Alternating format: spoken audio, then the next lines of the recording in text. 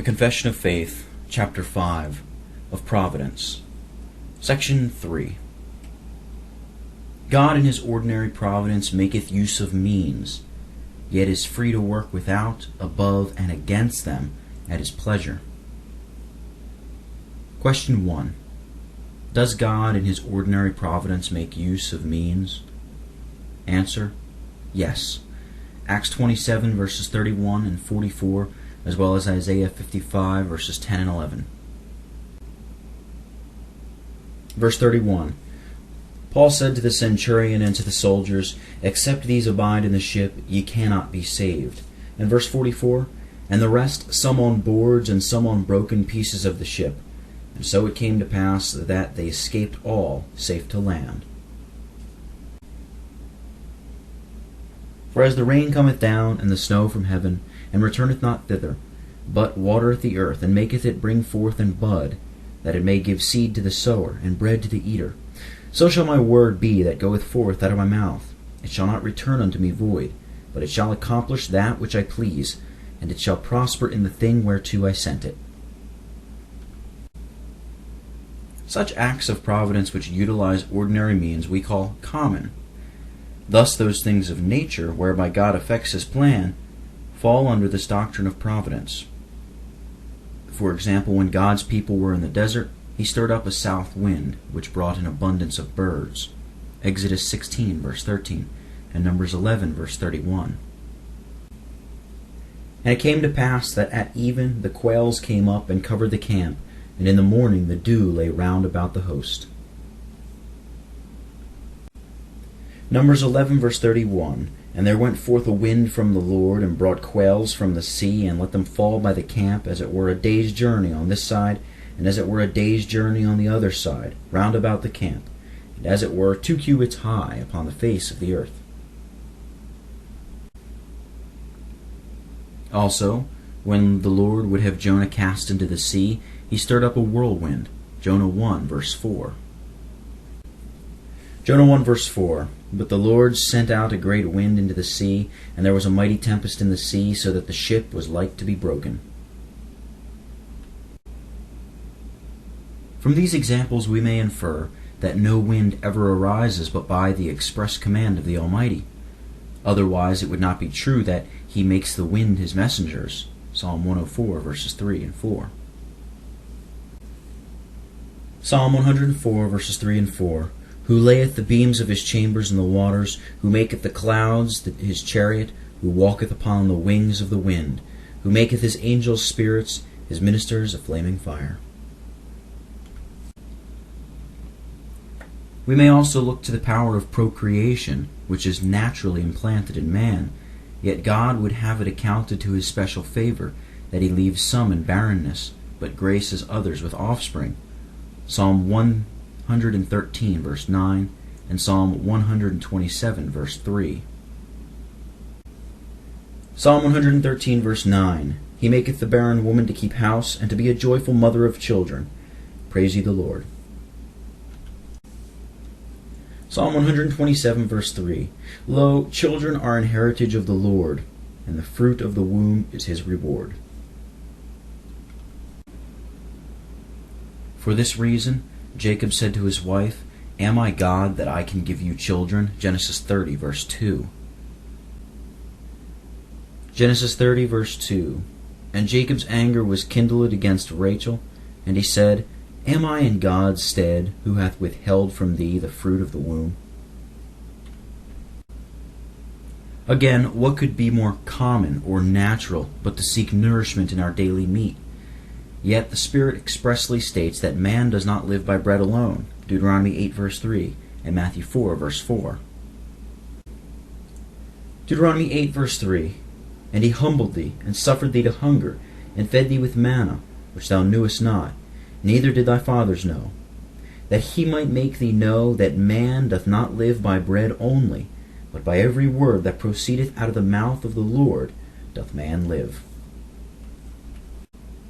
Matthew 4 verse 4, "But he answered and said, It is written, Man shall not live by bread alone, but by every word that proceedeth out of the mouth of God."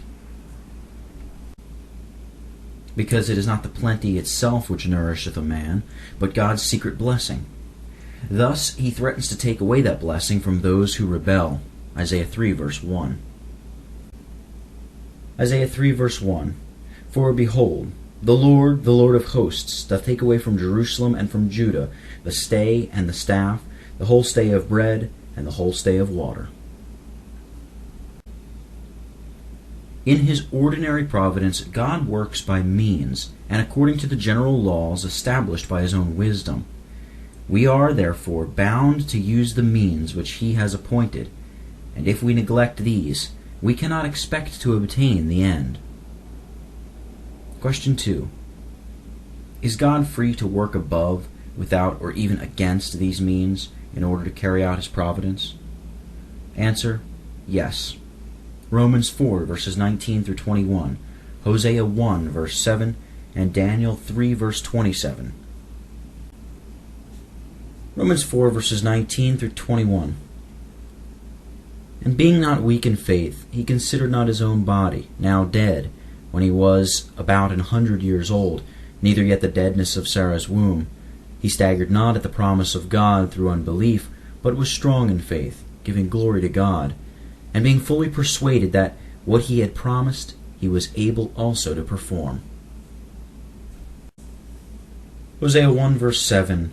But I will have mercy upon the house of Judah, and will save them by the Lord their God, and will not save them by bow, nor by sword, nor by battle, by horses, nor by horsemen.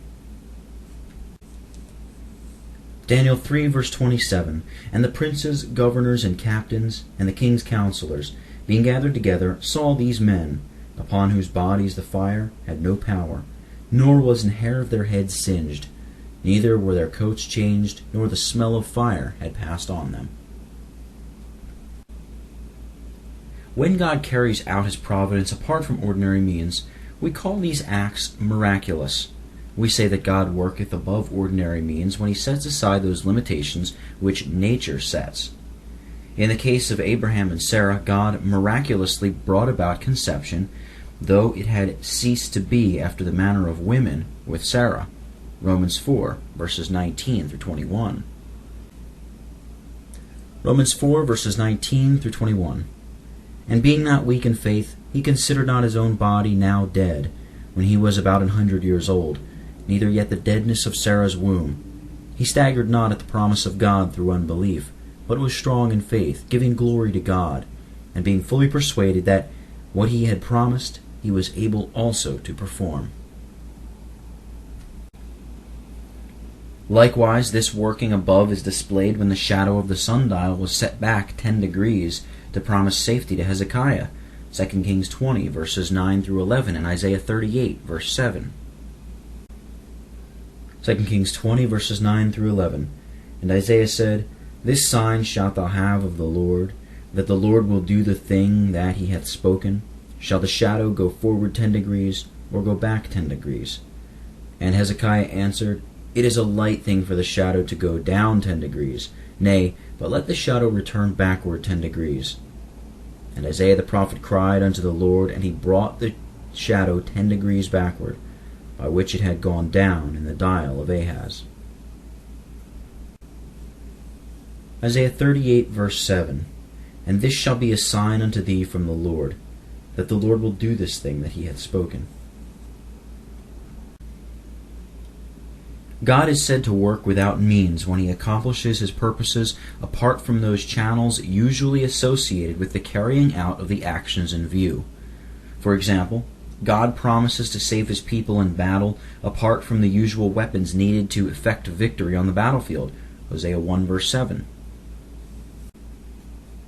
Hosea 1, verse 7. But I will have mercy upon the house of Judah, and will save them by the Lord their God, and will not save them by bow, nor by sword, nor by battle, by horses, nor by horsemen. A striking confirmation is evinced in the way of Gideon's 300 soldiers, who accomplished the routing of the enemy in a most unusual way. Judges 7, verses 19 through 25. Judges 7, verses 19 through 25. So Gideon and the 100 men that were with him came unto the outside of the camp in the beginning of the middle watch. And they had newly set the watch. And they blew the trumpets, and brake the pitchers that were in their hands. And the 3 companies blew the trumpets, and brake the pitchers, and held the lamps in their left hand, and the trumpets in their right hand to blow withal. And they cried, The sword of the Lord and of Gideon. And they stood every man in his place round about the camp, and all the host ran, and cried, and fled. And the 300 blew the trumpets, and the Lord set every man's sword against his fellow, even throughout all the host. And the host fled to Beth-shittah, and Zerarath, and to the border of Abel-meholah unto Tabbath. And the men of Israel gathered themselves together out of Naphtali, and out of Asher, and out of all Manasseh, and pursued after the Midianites. And Gideon sent messengers throughout all Mount Ephraim, saying, Come down against the Midianites, and take before them the waters unto Bethbara and Jordan. Then all the men of Ephraim gathered together themselves, and took the waters unto Bethbara and Jordan. And they took 2 princes of the Midianites, Oreb and Zeeb, and they slew Oreb upon the rock Oreb, and Zeeb they slew at the winepress of Zeeb, and pursued Midian, and brought the heads of Oreb and Zeeb to Gideon on the other side Jordan. Finally, we see that God can work against the ordinary means when he causes the clean contrary effect from what nature teaches us to expect. So what could be more against nature than for an axe head to rise when cast into the water? Yet, even this may fall out in the providence of God. 2 Kings 6, verse 6. 2 Kings 6, verse 6. And the man of God said, Where fell it? And he showed him the place. And he cut down a stick, and cast it in thither, and the iron did swim.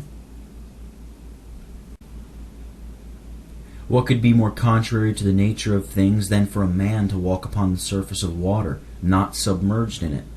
Yet this is exactly what Peter did when the Master beckoned him, Come, in Matthew 14, verse 29. Matthew 14, verse 29, And he said, Come. And when Peter was come down out of the ship, he walked on the water to go to Jesus.